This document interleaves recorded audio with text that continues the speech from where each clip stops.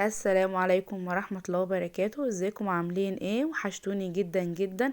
النهاردة نعمل مع بعض بقى الفطير المشلتت الفلاحي بكل اسراره وتكاته، وهنعرفكم بقى اسراره كلها في التسوية وفي العمايل عاملة ازاي. بس قبل ما نبدأ الفيديو مع بعض عايزكم تشتركوا في القناة وتفعلوا الجرس وتعملوا لايك وكومنت كده جميل زيكم. النهاردة في الفيديو مش انا اللي هعمل فطير خالص، انا مجرد هصور بس وهشرح لكم الفطير ده اتعمل ازاي. هو حد متخصص هو اللي هيعمله، انا هصوره وهشرح لكم هو عمل ايه بالتفصيل الممل عشان خاطر تستفادوا من كل معلومة. اول حاجة معانا هنا هو نزل شوية مية بسيط خالص، وحط فيهم شوية ملح وشوية سكر، حوالي كده 3 معالق كبار سكر او 4 ومعلقتين كبار ملح برضو في شوية مية، ودوبهم كده مع بعض. مية عادية خالص من الحنفية. وجبنا هنا 3 كيلو دقيق عشان احنا هنعمل مقدار الفطيرة كيلو الا ربع دقيقة، هتبقى الفطيرة كبيرة. 3 كيلو دقيق هتعمل معانا 4 فطاير. مقدار الفطيرة او وزن الفطيرة كيلو الا ربع دقيق. هو هنا حط مية مية عادية جدا من الحنفية، ودوب فيها سكر وملح، وحط دقيق يكون منخول كويس جدا، ودوب كله مع بعض وقلب، وبزود باقي المية بالتدريج زي ما انتم شايفين كده. نيجي هنا حد يقول لي ينفع نحط حليب او زبادي على الفطير؟ لا، ما ينفعش طبعا. يجي هنا حد يقول لي ينفع نحط خميره او بيكنج باودر؟ لا طبعا ما ينفعش خالص. الفطير ما بيتعجنش غير بدقيق وميه عاديه من الحنفيه وملح وسكر. في كمان محدش بيحط فيه سكر، ممكن ما تحطوش عادي جدا، بس الاساس بتاعه ميه ودقيق وملح وسكر بس. زي ما قلت لكم بقى ان اساس عجينة الفطير بمية عادية جدا من الحنفية ودقيق وملح وسكر، وممكن ما تحطوش السكر خالص على حسب الرغبة بتاعتكم برضو، لو انتم حابين مش حابين خلاص. وكمية المية على حسب نوع الدقيق، لان في نوع دقيق بيحتاج سوائل كتير وفي نوع دقيق ما بيحتاجش سوائل كتير. فانتوا هتعجنوا زي ما هو عمل كده بالظبط، وهتحطوا المية بالتدريج لحد ما العجينة تلاقيها معاكم بقت عجينة طرية وناعمة وما تكونش بتلزق معايا. دي اهم حاجة، تمام كده. يبقى كمية المية مش هحددها معاكم. هو هنا قال لي المية بتتحط على حسب نوع الدقيق، لان في دقيق بيحتاج سوائل كتير وفي دقيق ما بيحتاجش سوائل كتير. فهو هنا قعد يحط المية بالتدريج لحد ما عجن ولم العجينة كده ولقى العجينة معاه طرية وما تكونش بتلزق في ايديه. بعد ما خلصها كده عجين، قطع العجينة على 4 قطع. احنا هنا معانا 3 كيلو دقيق عجناهم، هنعمل بيهم 4 فطاير. وزن الفطيرة كيلو الا ربع دقيق، يبقى ال3 كيلو دقيق عملوا معايا 4 فطاير. وزن الفطيرة كيلو الا ربع دقيق. بعد ما قطعهم كده ال4 قطع، حطهم كده في صينية وسابهم يرتاحوا من ساعة لساعة الا ربع على حسب برضو. كل ما العجينة ترتاح اكتر تبقى سهلة معاكم في العمايل. ولو جيتوا برضو تعملوها ولقيتها لسه بتشد معاكم، بتسيبوها ترتاح شوية كمان. واحنا هنا هنحتاج في الفطير دوت سمنة بلدي. ممكن سمنة على زيت ماشي، ممكن زبدة برضو ماشي شغال، ممكن سمنة نباتي برضو على زيت شغال برضو. الحاجة المتاحة عندكم استخدموها. هو هنا رش دقيق، وبعد ما العجينة ارتاحت معايا، اقصد، رش بقى كده على الطبلية، كان رافعها على حاجة ورش على الطبلية دقيق، وجاب كده قطعة الفطيرة وفردها زي ما انتم شايفين كده زي ما بيعمل. اظن الفيديو واضح جدا. على فكرة يا جماعة انا مستأذناه قبل ما اصور واعمل اي حاجة، قلت له انا اصورك وانت بتعمل، فوافق وقال لي ماشي مفيش مشكلة عادي جدا. طول ما هو كان بيعمل انا كنت واقفة بتصور بصوره وهو بيعمل. وكنت باخد منه بقى المعلومات عشان اللي انا هقولها لكم في قلب الفيديو.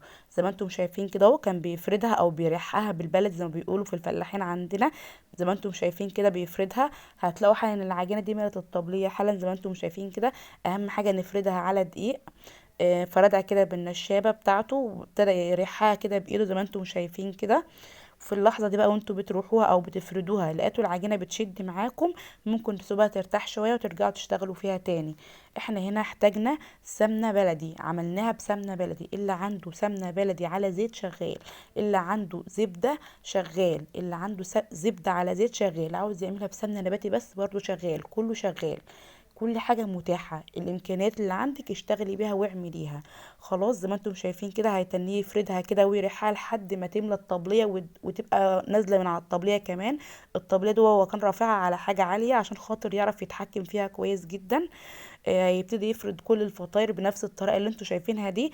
والسمنة البلدي اللي هنعمل بيها الفطير احنا كنا مدفيينها على البوتاجاز، مش مسيحينها خالص، يا دوبك تدفى بس عشان خاطر يعرف يتحكم فيها، والفطير ما ياخدش كمية سمنة كتيرة منه، يبقى دسم قوي ويبقى تقيل ويتعب اللي ياكله. زي ما انتم شايفين كده اهوت.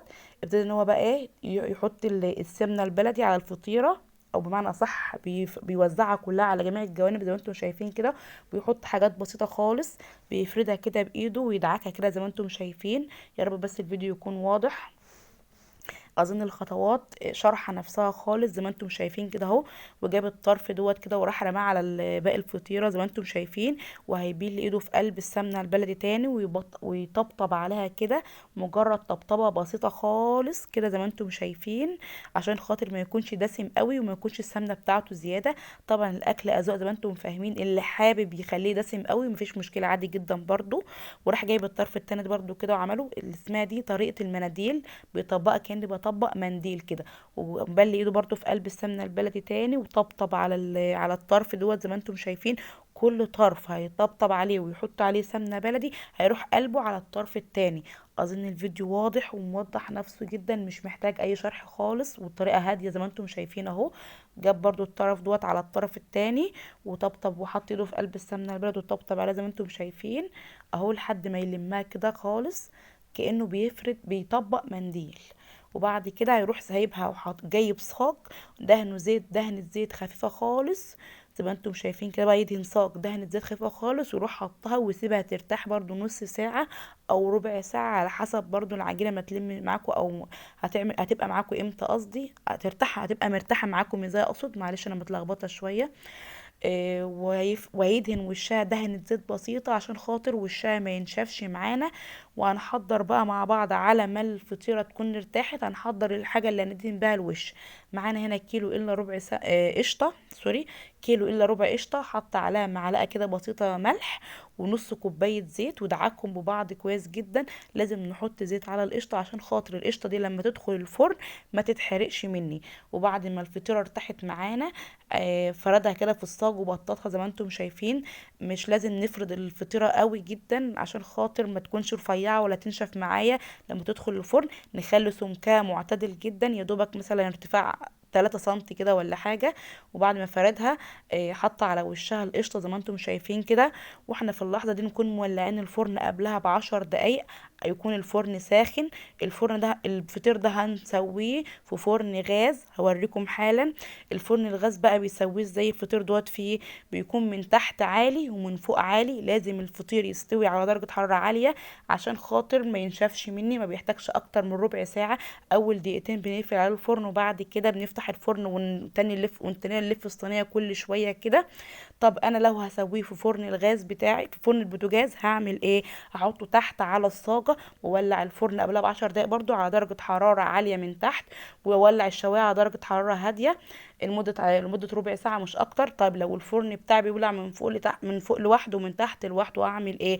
هحطها تحت على درجة حرارة عالية برضو. وبعد الفطيرة ما تقب معايا وتستوي من تحت وتاخد لون من تحت، هطفي الفرن وولع عليها الشواية من فوق تاخد لون واطلعها. مش تاخد معايا اكتر من ربع ساعة بس في الفرن. زي ما انتم شايفين بقى الفطير قد ايه طري ومورق وجميل. ويلا بقى جربوه يعجبكم. يلا بقى السلام عليكم، باي باي.